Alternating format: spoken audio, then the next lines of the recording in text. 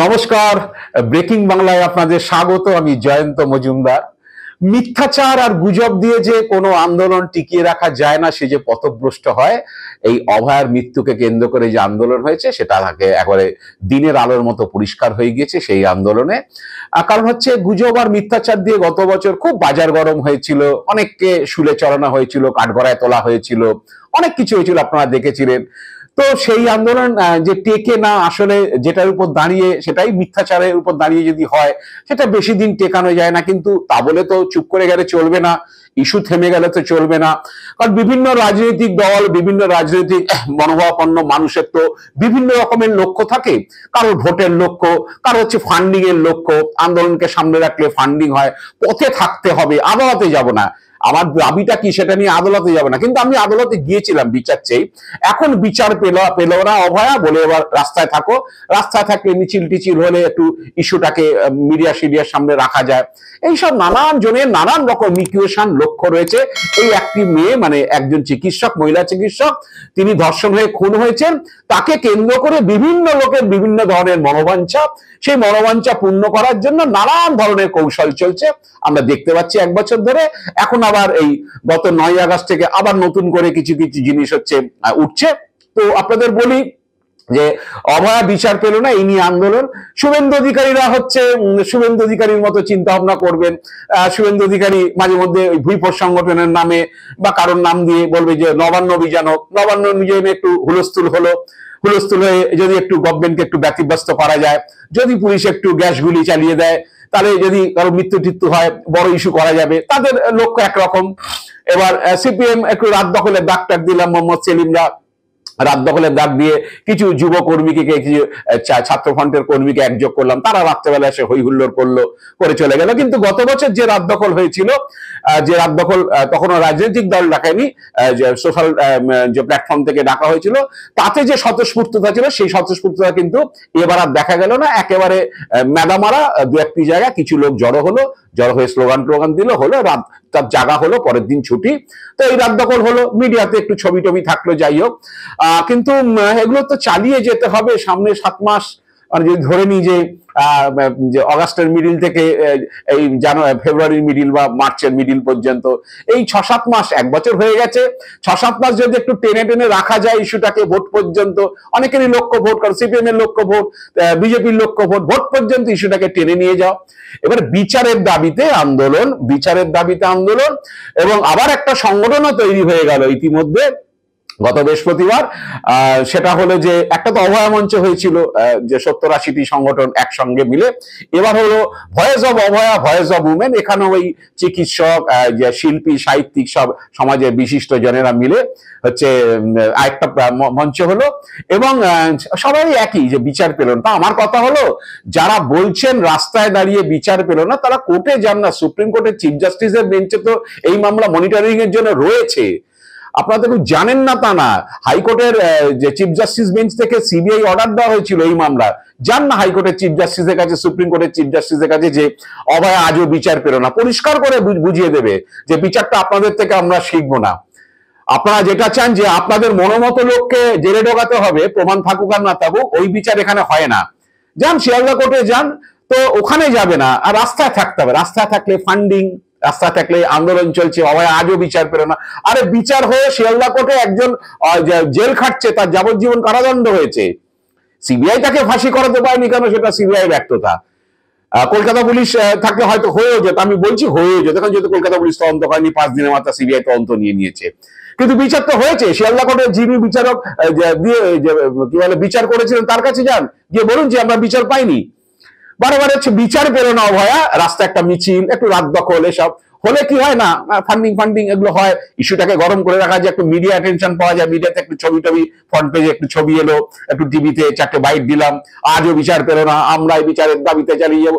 এইগুলো করে তো হবে না। যান না যেখানে বিচার দেওয়া, বিচার কে দেবে? আদালত দেবে বিচার। সুপ্রিম কোর্টের চিফ জাস্টিস বেঞ্চে গিয়ে বলুন, যেদিনকে মামলা উঠবে, যে বিচার পেল না, বুঝিয়ে দেবে বিচার কাকে বলে। হাইকোর্টে চিফ জাস্টিস বেঞ্চে গিয়ে বলুন যে বিচার পেল না, বিচারটা বুঝিয়ে দেবে তারা, কি করে বিচার দিতে। তারা বলে দেবে যে রাস্তায় দাঁড়িয়ে এগুলো করছেন, ওটা বিচার না। বিচার করতে গেলে আপনাদের মনের মতো লোক, আপনাদের ক্যাঙ্গারু কোর্টের যার বিচার হয়, সেখানে এটা হবে না।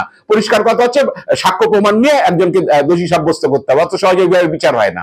পরিষ্কার বলে যাবে, কোর্টে গিয়ে আমি বলবো না, আমি রাস্তায় দাঁড়িয়ে বলবো যে বিচার আজও পেলো না, বিচার আজও পেলো না। এইসব হলে টলে গতবার তো জানেন ওই জুনিয়র ডক্টরস ফান্ড 4 কোটি 4.5 কোটি শোনা যাচ্ছিল, তারপরে 4-5 কোটির পরে এক বছরে আরো কিছু নিশ্চয়ই বেড়েছে। এসব ফান্ডিং হয় বিভিন্ন জায়গা থেকে, আন্দোলন চলছে, আন্দোলনটাকে জাগিয়ে রেখে দিতে হবে। আন্দোলন বন্ধ হয়ে গেছে বলে তো টাকা আসবে না, দিতে হলে হচ্ছে তাহলে বিদেশ থেকে, দেশের বিভিন্ন প্রান্ত থেকে আরো যারা চিকিৎসক আছে, সাধারণ মানুষ আছে, যারা সমাজে বিশিষ্ট ব্যক্তি আছে, যাদের আর্থিক সংস্থান আছে, তারা টাকা পাঠাবে, ফান্ডে টাকা হবে। এবার টাকা কে কি হচ্ছে না হচ্ছে সেটা পরের ব্যাপার, ছেড়ে দিন।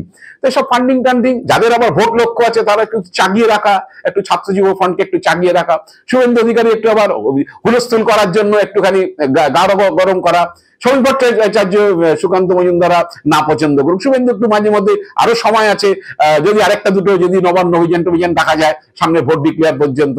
সামনে দুর্গাপুজো আছে, দুর্গাপুজোর প্যান্ডেলের পাশে যদি উভয় আজও বিচার পেল না বলে প্ল্যাকার্ড দিয়ে দাঁড়িয়ে গেলাম, একটু হচ্ছে মিডিয়া প্রচার পেলাম। তো এই হচ্ছে এখন অবস্থা চলছে। আসলে মিথ্যাচার আর গুজবের উপর তো হয়েছে না, যাবে কোথায়?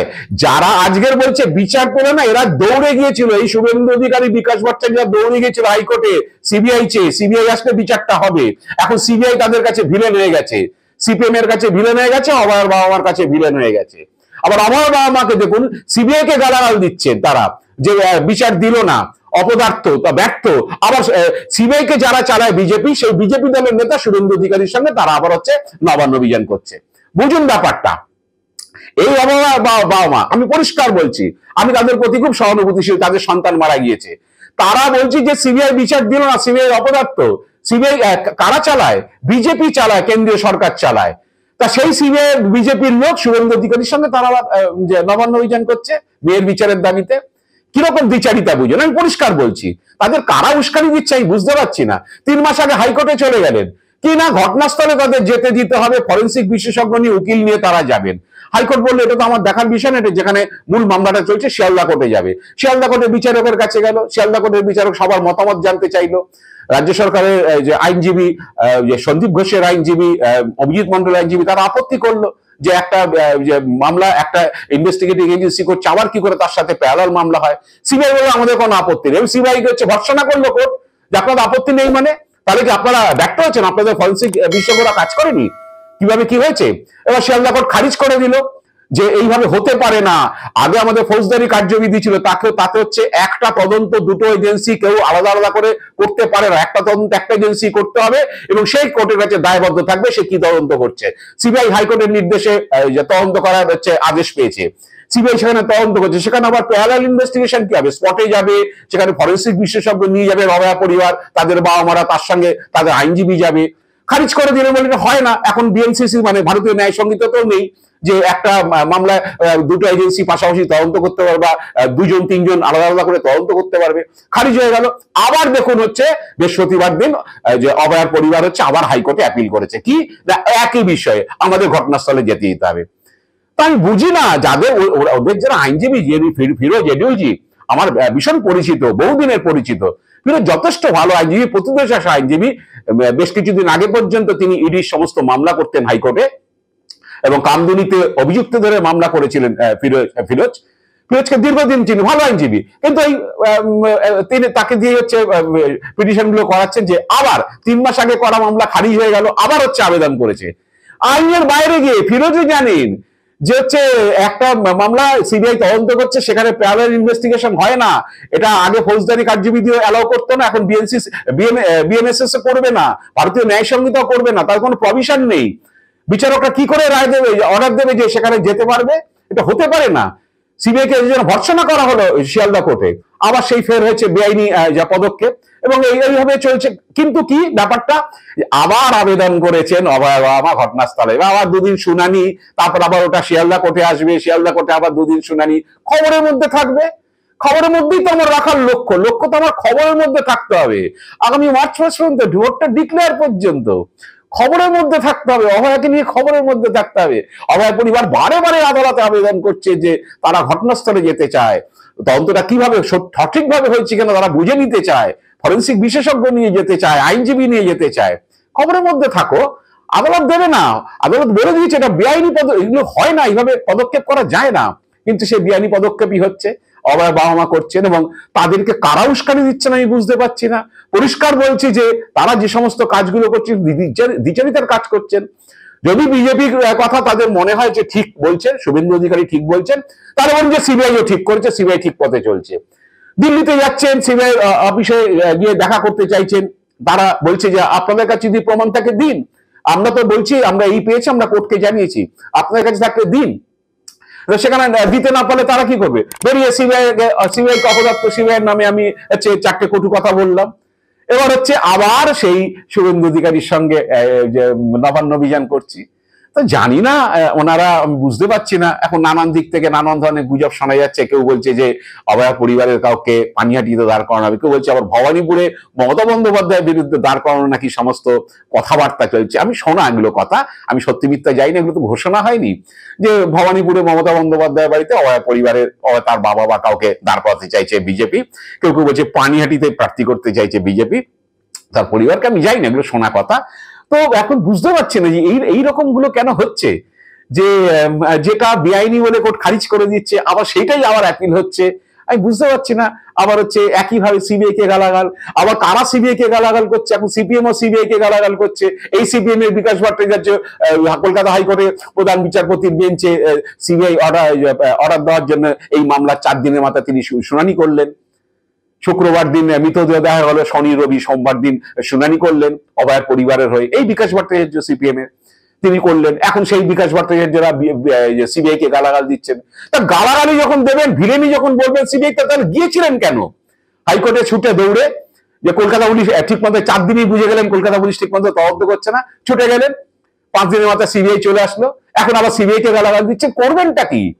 আসলে নয়, মিথ্যাকে জোর করে সত্যি করা যায় না, সত্যি করা যায় না। আপনারা যেটা বলছেন বা আপনারা যেটা ভাবছেন বা আপনারা যেটা চান মনে মনে, যে একটা ঘটনা ঘটেছে এদেরকে আমরা গ্রেপ্তার চাই, আপনাদের মনে যেগুলো আসে প্রশ্ন, সেইভাবে হয় না। এইভাবে গ্রেপ্তার হয়ে যাবে হয় না, অত সহজ নয় খেলাটা। তো এই জন্য, না হলে খেলা আগে, অনেক আগে খেলা ঘুরে যেত, সিবিআই খেলা ঘুরিয়ে দিতে পারতো।